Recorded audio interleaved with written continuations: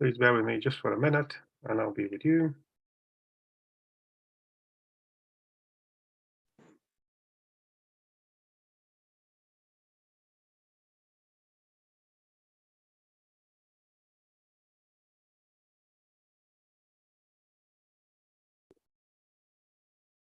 Sending to Molir.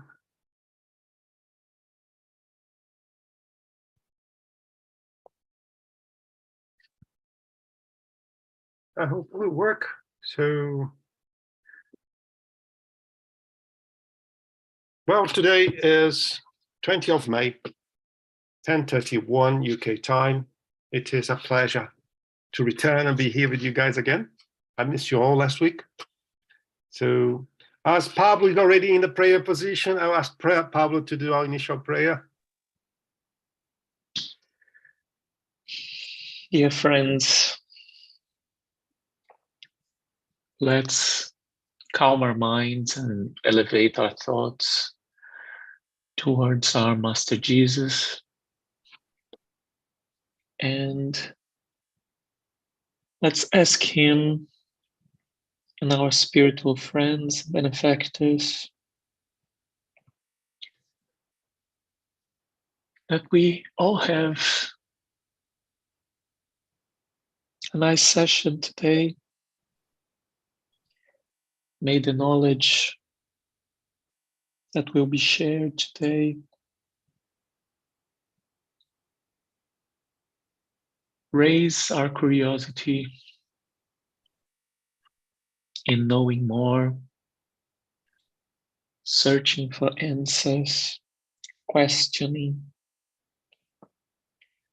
And may we always keep this group involved in love,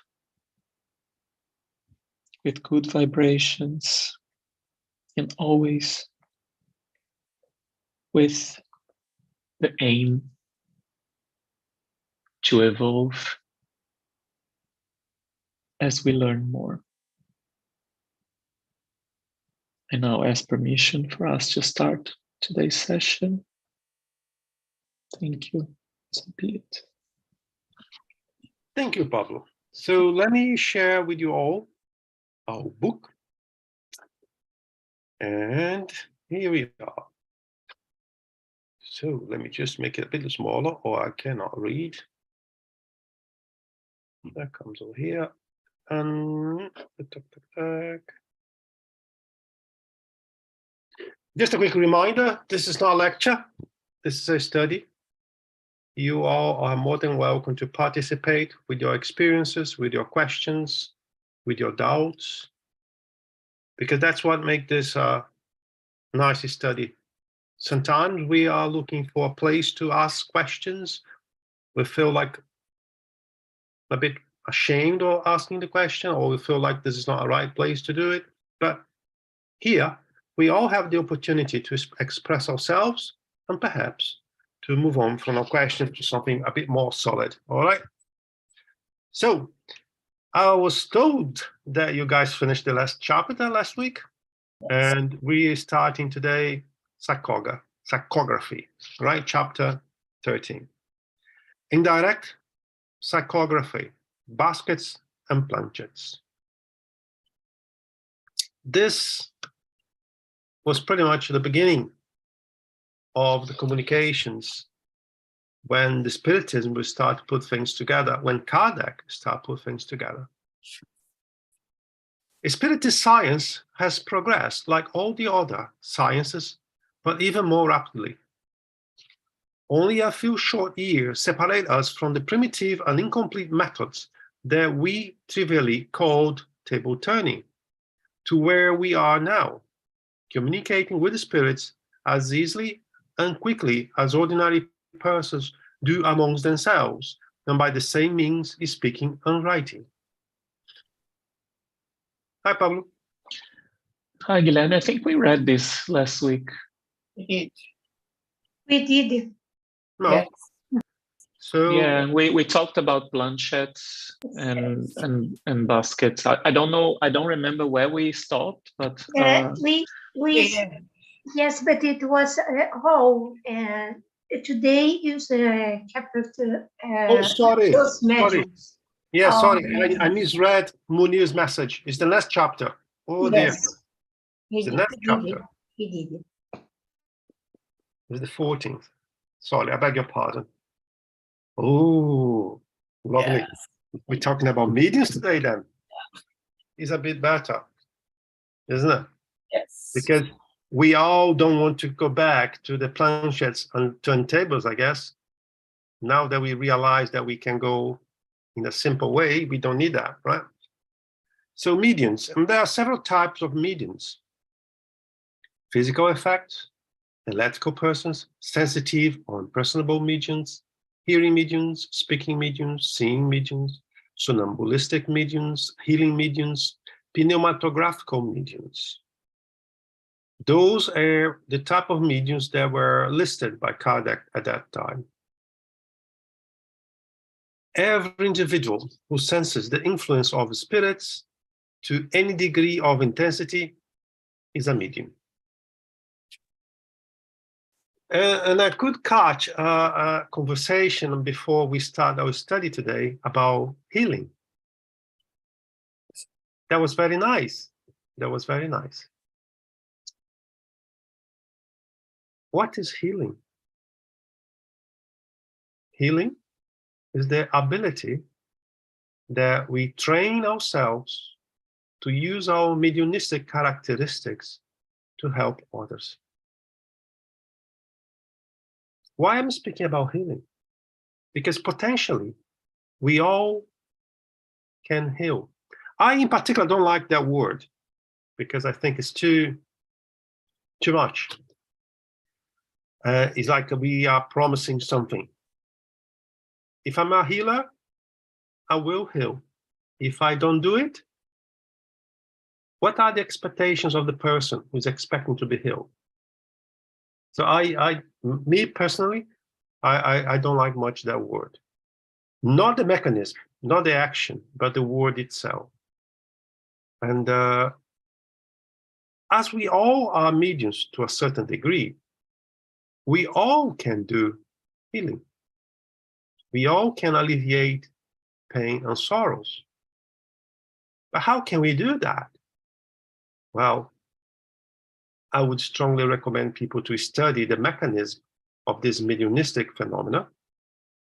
I would encourage anyone to understand what we should, what we shouldn't do if you want to do this kind of assistance, and practice.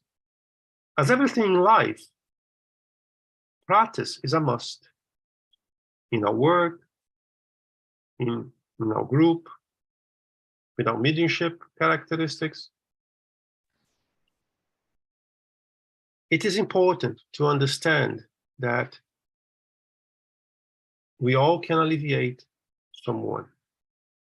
Sometimes I don't need to be a medium, an ostensive medium, and apply what we call healing. You just need to listen. Because sometimes the person is so desperate to talk, and there's no one to listen. If we put our ears to this service, we are helping already. But this is another subject, and in the future, we're going to be talking more about that. I just wanted to use what I remember from the early conversation that I thought was beautiful. Hi, Liz. Yes, in connection with what you were saying about healing and, not needing to use our mediumship skills, I think one of the greatest help for humanity is helping people when they're suffering from grief.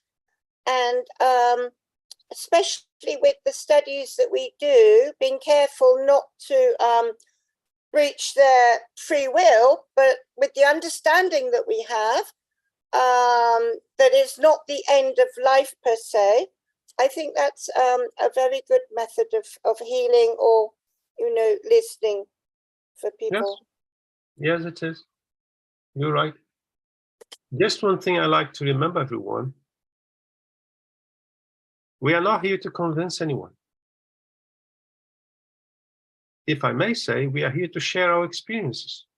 And if our experiences can alleviate someone's pain and sorrow, beautiful. It is beautiful, you know. That's what we're here for.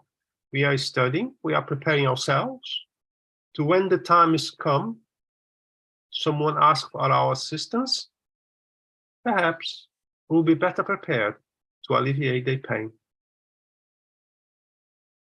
This faculty is inherent to humankind. It therefore does not constitute an exclusive privilege, and there are very few individuals who do not possess it, at least in a rudimentary state. Look at that here. That's very interesting, because most of people believe mediums are exceptions. But what Kardec is saying to us here is exactly the opposite. The thing is that sometimes we don't know, we don't believe, we don't care. We are not prepared to understand, to realize that it's happening, and we let it go. But as Kardec says here, the great majority of humans, they have that possibility in some degree. Thus, we can state that everyone is a medium to a certain degree, usually. However, this label is applied solely to those who possess a well-characterized mediumistic faculty that expresses itself through patent effects of a certain intensity. That's what we do, right? When we call mediums, normally we call the medium that has something blossoming, speaking, listening, or whatever, right? Which depends on a more or less sensitive physical organization. So, in this point here, not only this point, but a few points of the Kardec books, we have a clear indication that mediumship is organic. Mediumship is related to a physical body, right? And I like to play words when people ask me, so can I get a mediumship from my mom and father? I have to say yes. I have to say yes, that at least one part of the genes are in the equation that will allow you to be a medium. Because if the mediumship is organic, organic is also physical. So when we have the fecundation, the father and the mother, they send part of what they are to the newborn. So yes, I believe through the analysis of Kardec says to us that mediumship can be passed from mother to daughter, from father to son. But it's not only that, there are other factors, right? But it's one of them. One should further note that this faculty does not express itself in our mediums in the same way. Do you agree with that?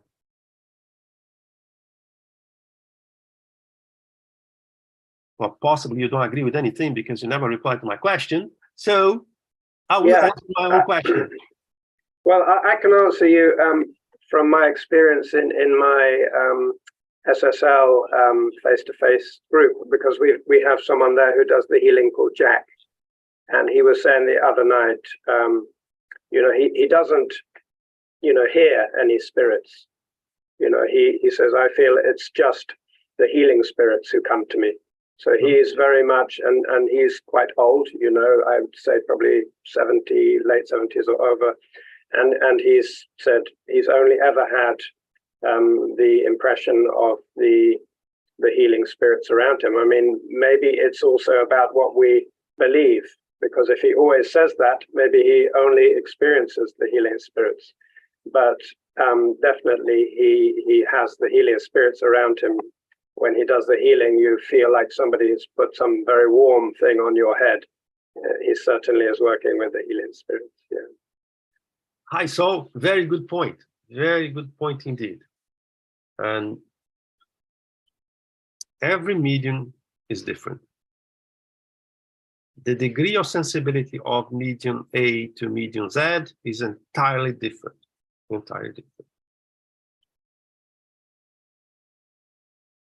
I believe that if you do possess the mechanisms to allow one spirit to talk,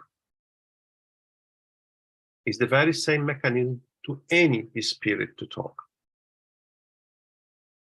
What you said may play a massive role. So I believe I can only speak illuminated spirits. Only very powerful, elevated spirits can talk through me. And of course, if you feel like a little energy that is not in line with what you believe, you will not allow that to happen. You can stop that to happen.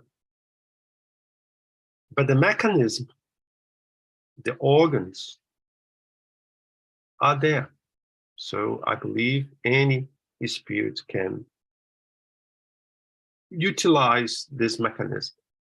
But I also believe that everyone has a different activity to play.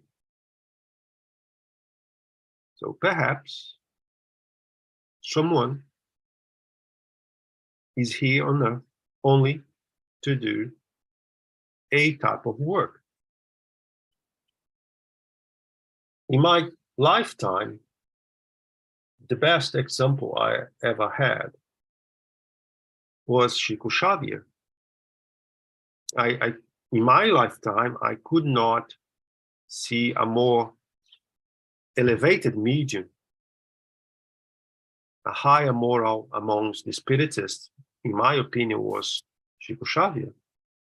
I'm not saying he's the only one. I'm saying, to me, in my infancy, in my life, he was the example. And he did work with all sorts of spirits. I truly believe that a mediumship meeting main task is to alleviate pain and sorrow of spirits that are suffering. From time to time, we may have a message, but the main activity of a mediumship group, in my humble opinion, should be alleviate pain and sorrow. I will ask you all one question. You will die today, right? Oh my God, we all gonna die today? Yes, we all gonna die today. I don't know how many, let me see how many people we have. We have 16 people in this study. Let's assume that 2 people in this group are really elevated with a good moral standards, and they will go on without much trouble. All the other 14, me included, will be in trouble because we did not do what we're supposed to do. We missed lots of opportunities, and I'll be in trouble on the other side. I will need mediums to allow me to talk through them. Because the spirits on the spiritual world, they cannot help me. I am so materialized because of my beliefs, because of what I did, that the only way to break the glass is through a mediumship meeting. After the mediumship meeting, if this meeting is successful, then the spirits can help. But I'm assuming we are all very materialistic, and the only way to break the glass is finding one medium that can do that kind of work, so I can have a little bit of light in a mediumship meeting, so I can move on. If I don't find the opportunity, I have to be in a queue God knows for how long. Could be decades waiting for an opportunity to be helped. So why did I not use my time on earth, knowing that I'm a medium, knowing that I had the possibility to do so, to help those spirits? Problem is, if I don't do it now, perhaps I'll be in the queue later, waiting for someone to help me. Hi, Yasmin. So, hi, good morning. Indeed, I have a question about what you just said. So, there are only restricted number of mediums and way more spirits, suffering spirits. So, how do the benefactors like prioritize? Or I mean, because they everyone is suffering. So, how do they do that? How do they choose who is going to be helped? I can't say it differently. I don't have any other words. I'm sorry if I'm rude. I think it's a very good question, by the way. Because they probably have a lot of work to decide who will or who will not be able to be helped. Let me give an example. My small hometown in my country, they have more mediumship meetings per week than possibly we have in the country I am right now for a month, maybe even more. So in some areas, the spiritual world, they will find easily a place and a medium to help them. In some areas, because the mediums don't want to do that kind of job, are afraid to do that job, don't believe they should do the job, it is a problem for the spiritual world. How can I find a slot to help those spirits? There are things that, in my belief, will play in that situation. One, a greater good. They need to help a group of spirits because this group of spirits is bringing a lot of sufferings for the incarnated people. Let's say this is one priority. Two, I need to find a medium that I can find a way to connect the fluids. So we have that communication. That is also another priority because we all have different fluids here. One group of spirits that can communicate through me cannot communicate through Cherry, for example, because we have different vibration, different fluids. So they will try to find, oh, this medium here has this characteristic. I can bring that type of spirit. So let's work.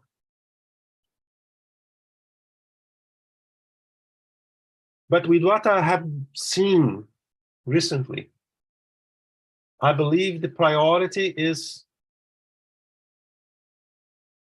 who I'll help more. And one thing that is happening, and I see that's happening more and more, is that they bring one spirit with one type of suffering. For example, suicidal spirits.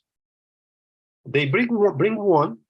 This one is able to talk with the indoctrinator, but there is a lot more like them listening. It's like one is speaking for the group, and then the group is helped. There is also a mechanism the spiritual world is using. That's why I believe that we mediums, we should seriously consider to do this job. We don't need to have fear. We don't need to go to a university, wait, studying for 20 years before we think we are prepared. Kardec never said that. But the thing is, we need to make ourselves available, available to do this type of work. And this type of work is through charity. This is true charity. But a lot of people don't see like that. But then, when we move to the other side, and perhaps we may be in the queue waiting for someone to listen to us, we may think differently.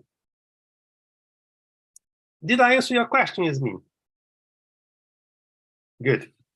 So let me go a little bit more. Mediums usually have a special attitude for this or that order of phenomena, which divides them into many different varieties, as there are kinds of manifestations. The main varieties are the main varieties. Why I'm saying the main varieties? Because as humans that we are very quick to judge.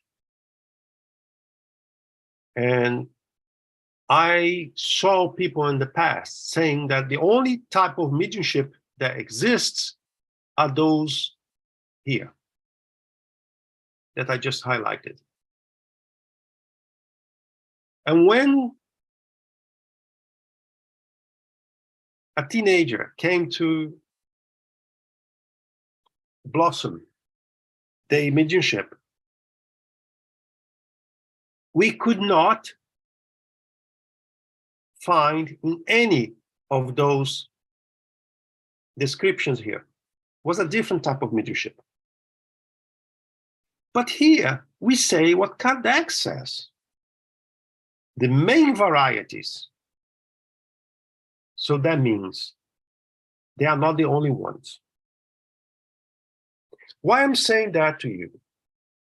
Because I think that one of my goals here is to make yourselves think freely,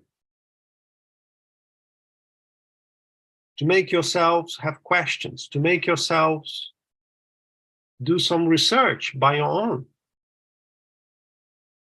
If someone come to you and say in the future, these are the only type of mediumship that exists, now you know, no, they are not. They are the main varieties, the more common varieties. But there are other varieties. And by the way, the new generations are coming to Earth with different type of mediumship. So we need to get prepared to help them, to receive them with open arms. Because many mediums in the past, they were burned into stake like witches. And we don't want to do the same again, do we? So, of course, we need to analyze everything. We need to inspect everything, but we need to receive them with open arms. Because we will die eventually.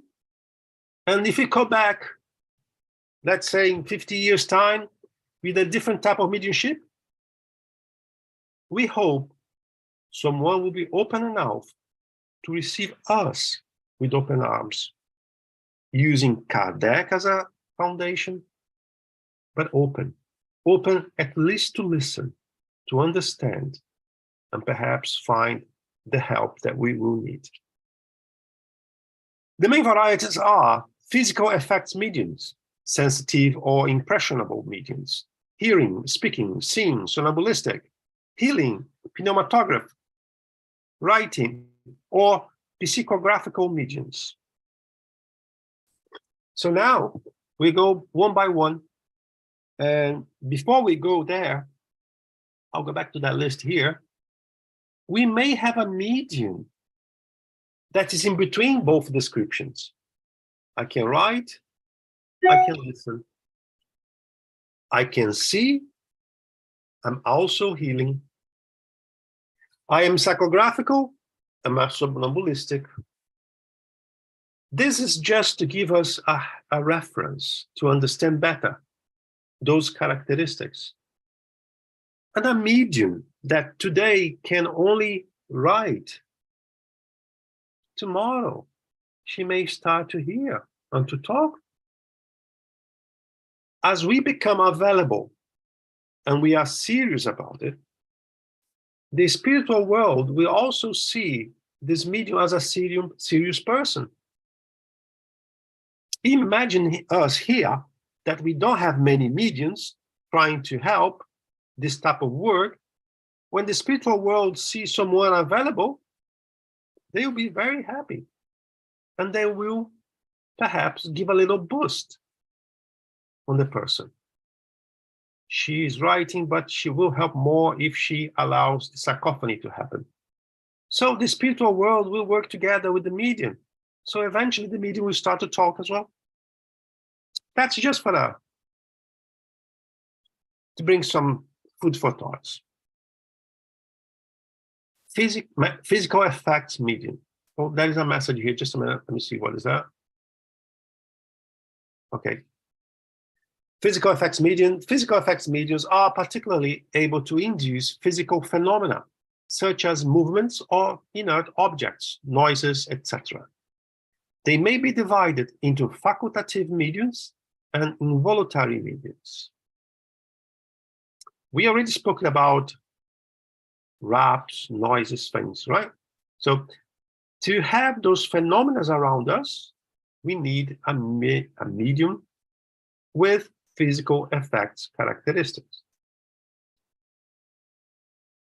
Facultative mediums are aware of their ability and induce spirit phenomena through their own will.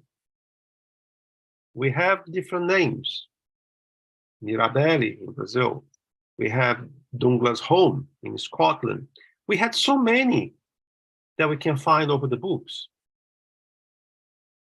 As we have stated, although this faculty is inherent in the human species, it is far from manifesting itself in all mediums to the same degree. I may be a physical effect medium, but someone else may have a more powerful characteristic than me, if I can use that word.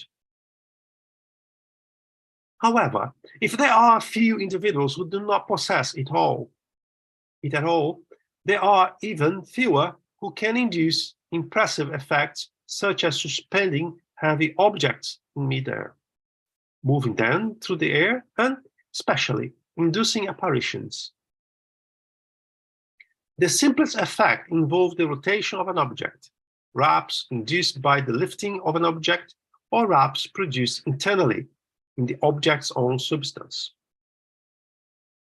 I'm reading like that because we already spoke into length to this phenomena in previous chapters, okay?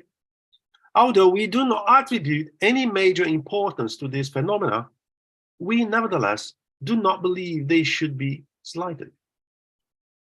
They can provide interesting observations and can contribute to strengthening one's conviction.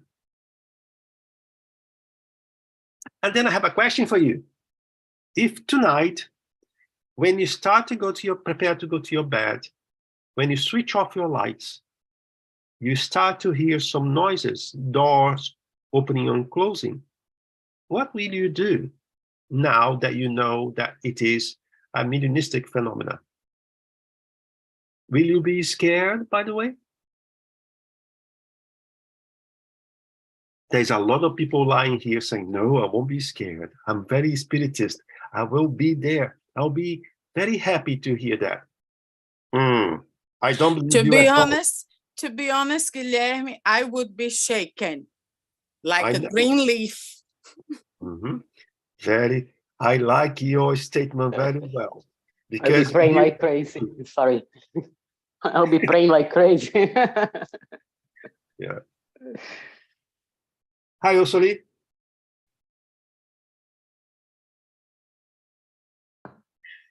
Yeah, I have seen physical effect, and I never have been afraid, because I'm not afraid of spirits.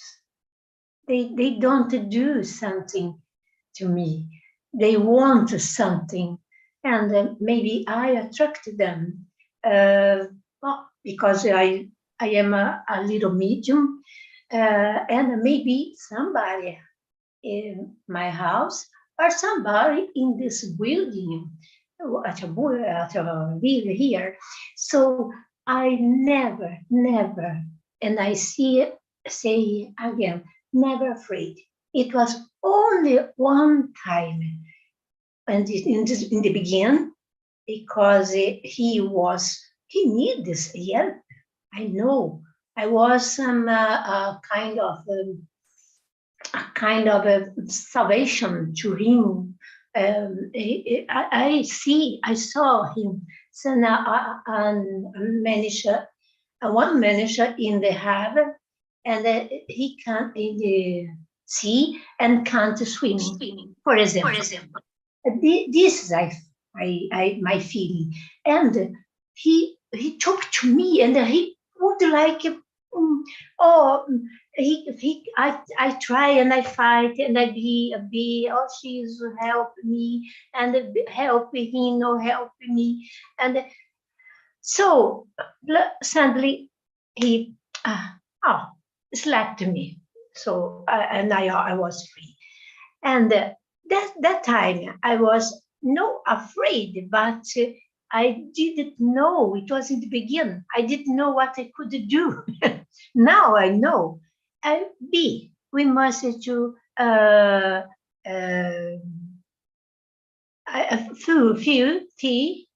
make a stronger faith, and the one prayer always help him or help me. So I'm not afraid on the spirits, I must say it. Very nice. Never. Very nice. Liz? Doors opening and closing, or sounds in the house, or that it woke me up, my first thought would be a physical intruder, not a spirit, because we live in this world. But if it was a spirit, I would be praying to find out or be given the reason why they're there, and pray that would be given to me if I can help, or if I should just ignore. I don't think ignore is a solution to anything. If we are facing any mediumistic phenomena, there is a reason for it. And as you said, one of them, he needs help. Or this could be a wake-up call. But I would not encourage anyone to ignore. I would encourage everyone to try to find the true reasons behind that. But what if it's a spirit that's just trying to, put fear in you for some reason? If you communicate with it, that'll only encourage it, surely. If he's trying to put fear on you, it's because possibly you have a little fear already. So the fear will disappear as your knowledge increases. So it's a wake-up call, so you can search, you can study, and then truly understand what is happening. Because when you do, they stop. There's no reason for that anymore, So I would say that's more like a wake-up call than anything. Hi, Liz. The other Liz now. Hi, everybody. Yes, I would be very nervous answering your question as I did before, Guilherme. But I have had an experience here where I didn't see, but I could feel the approach of a spirit close to me. And after that, I made a prayer and it was okay. But I had another experience again where a spirit was just making noises to me and blowing on my face, blowing air on my face. So again, very nervous, because it for me, the way I see it is I am not seeing, as far as I know, as far as I'm aware, I'm not seeing spirits. I am not hearing spirits at the moment. So these are not things that are natural within my day-to-day things. It is not something that I am used to. So when you are faced with something that is new and surprising, you are always going to be apprehensive. You don't know. My understanding of spiritism helps me a lot in these things and our study here, especially for me to understand that I don't have this ability to understand why the spirit is there. I feel many presence throughout my week. I don't know why they are there, but I know there is someone there. And for me, what I can do is pray for them, welcome in my house, pray for them and ask, for them to be helped and say, look, we are here on Saturday if you want to come. So I always invite them. And I even said to my daughter, so don't be afraid of this thing. Say, go and see my mom on Saturday morning. Yeah. So try to do this way, because as we've been studying, and as you said earlier, everyone needs help. Otherwise, they wouldn't be here really getting to our attention. Something needs to be done, whether it's their awareness of their state or, whether it's to help them as ourselves to study and understanding life in general. So there is always something that we can contribute. Very good. That's very true. Hi, Ana Paula. Hi. Here we have some time. Just want to share something to maybe help others.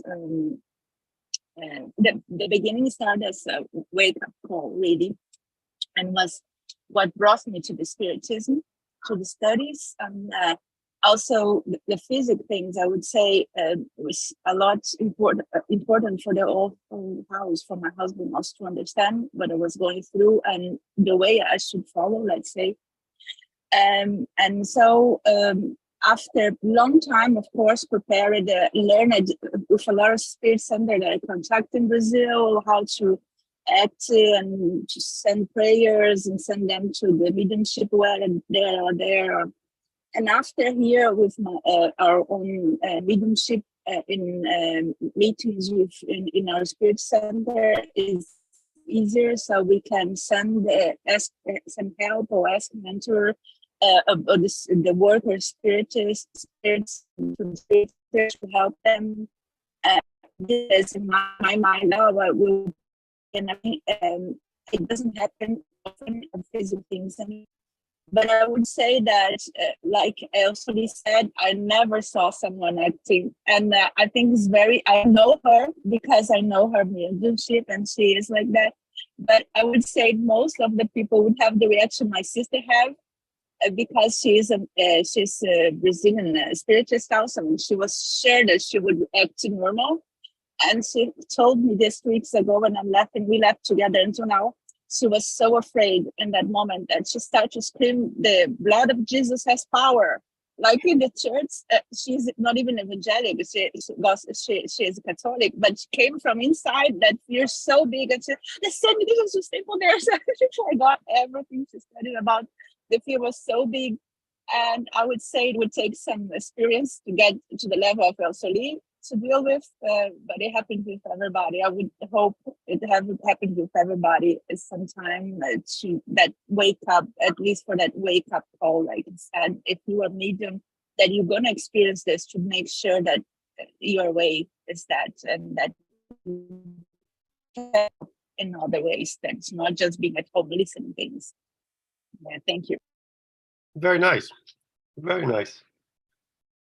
And that, I in particular believe that to a certain extent, we all can be caught with short pants and we may be scared about something. Because everything that is new, everything that is unknown to us, we may be afraid of. And I see a lot of people saying that I don't have fears of spirits or blah, blah, blah. All right, then, let's have a trip on the cemetery tonight at midnight. Come with me. No, I'll be busy. I won't be able to go, you know? So there are levels and levels. But one should note that the faculty of inducing physical effects rarely manifest among those who have more advanced means of communication at their disposal, such as writing and speech. So today, those are the methods that we use more often, right? The faculty usually decreases to the degree that another develops. So here we go again. People may say that, no, if you're just psychographer, you're just psychographer.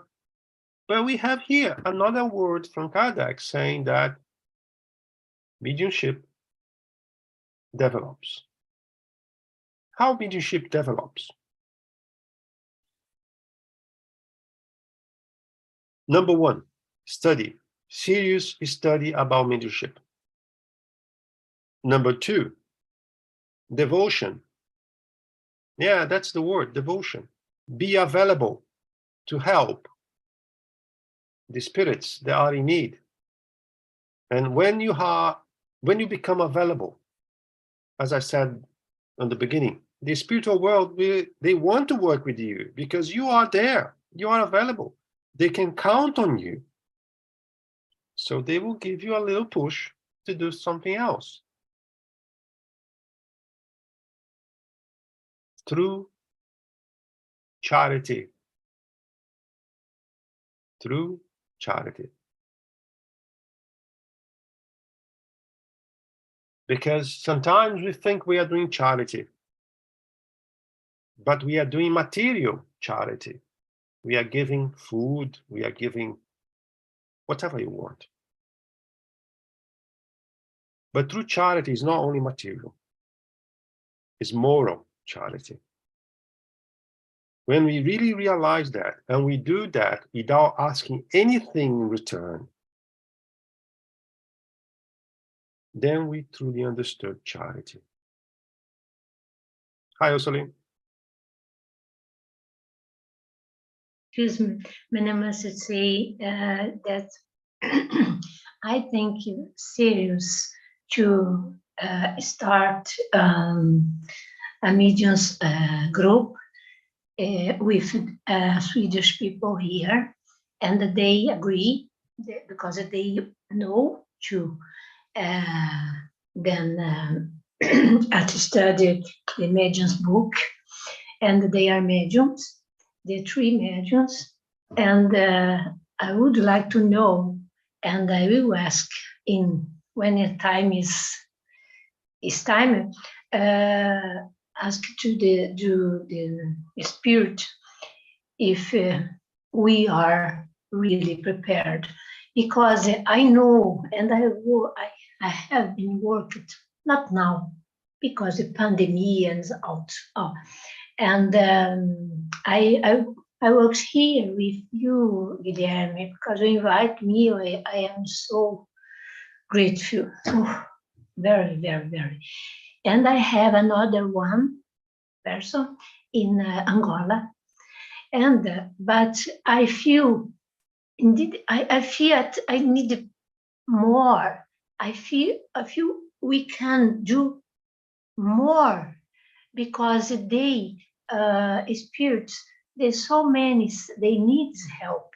We see, I know in my heart they need help, and only benefactors should come say wonderful words and to us, but that they need this, and they need it here.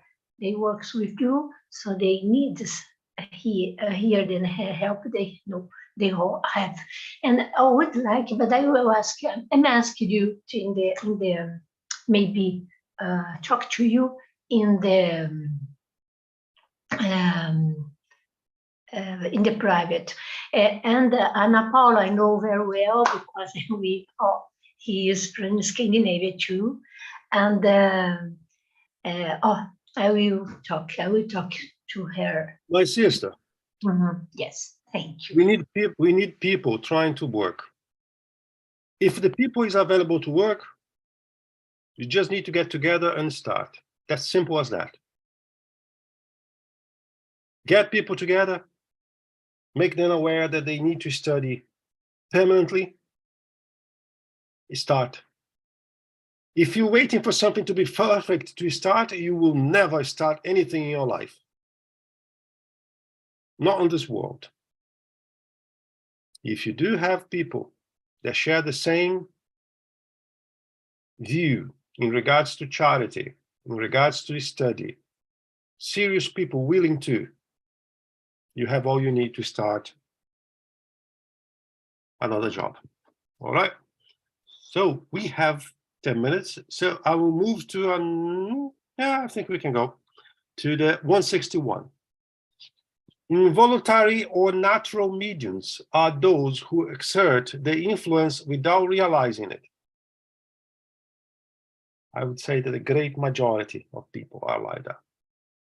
They are unaware of the ability to almost always, whatever happens around them that appears to be abnormal, does not seem so extraordinary to them at all, because they are used to it. They've been brought like that, right?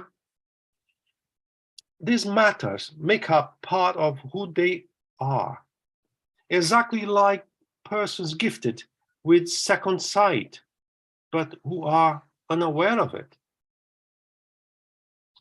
These individuals are worthy of observation, and we should not neglect gathering and studying the facts, this is very important, of this kind that may come to our attention. They have occurred through history and frequently among young children. We can see more if you can go back to chapter 5 and read a bit more about that, all right? This faculty is not per se an indication of pathological state, because it is not incompatible with perfect health. If the person who possesses it, the illness, is caused by something else. How many people went to places trying to find assistance and they were diagnosed as someone ill, and all they had was mediumship? Moreover, therapeutic procedures are powerless to make it disappear. I will speak about that shortly. In some cases, it can appear after a certain period of organic weakness, but it is never the weakness efficient cause. Therefore, there is no reason to become concerned with it as far as one's health is concerned. Oh dear, another thing to talk. There would only be a problem if the individual, upon becoming a facultative medium, use it in an abusive manner.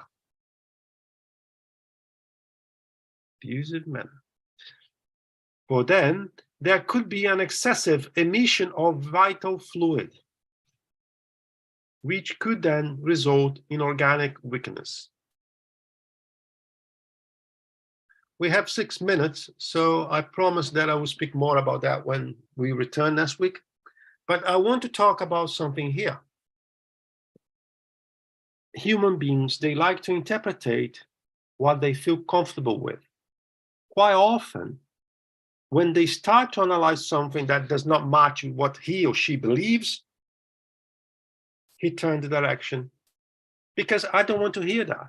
I'm not comfortable with that principle.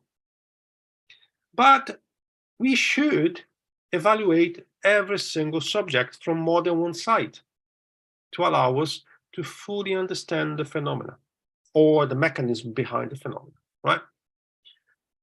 When we see here abusive manner, people believe that as a medium, I should only work 1 hour per week. I heard that many times. Oh, no, no, I'm already committed to one meeting that's 1 hour per week, sometimes 1 hour every 2 weeks, whatever. But this abusive manner here is specific to physical effect phenomena. Physical effect phenomena, you donate your ectoplasm. You donate your energy. If you do that too often, without the proper preparation, without the proper support from the spiritual world, then you may be doing more than you should, and you won't know it. But if you are working with a spiritual team that you know, you trust for years, and they are coming to you, well, we have a healing session today, but we're going to open another one tomorrow for a different type of public. Do you trust your benefactors or not? That's the main question. Because if you don't trust them, I don't know what you're doing, really. But if you trust them, they know you better than yourself. And they know that you have the capacity to do another day of work. But because you want to do too much without having that guidance, then is another thing. And I'm talking about medium's effect, physical effect mediumship, right? But a lot of people use that, saying that, no, I can only, let's ignore the physical effect side of it. I can only work one meeting per month or per week, whatever. And there's no physical effect involved in that meeting at all. But I believe I should only work my mediumship once a week. But that's not what is written here. That's not what Kardec is saying. And that's not what the practice showed to us. Okay? So I will stop here. And next week, we speak about the two other things I highlighted here, if you don't mind, because today we have only 2 minutes left. And let's do a quick prayer so we finalize our study today. If you do have questions or comments, please make a note and we talk about that next week.